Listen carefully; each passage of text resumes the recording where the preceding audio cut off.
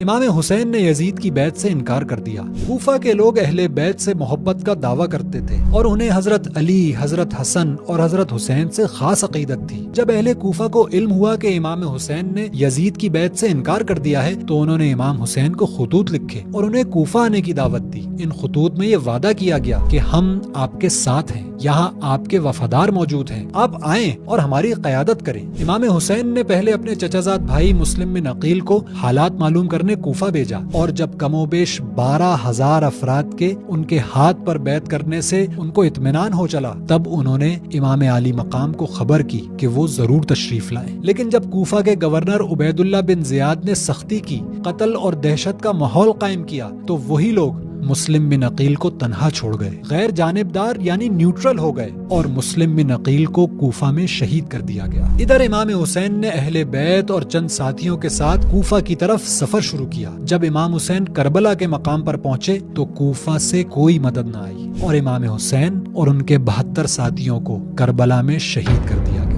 اس واقعے کے بعد اہل کوفہ کو اپنی بے وفائی اور امام حسین کی شہادت کا شدید پچھتاوا رہا، اور بعد میں اہل کوفہ میں توبہ کنندگان یعنی توابون کی تحریک اٹھی۔ انہوں نے اپنی غلطی کا اعتراف کیا، مگر اس وقت تک بہت دیر ہو چکی تھی کہ وقت گزرنے کے بعد اپنی بدعہدی پر ملال کچھ فائدہ مند نہیں۔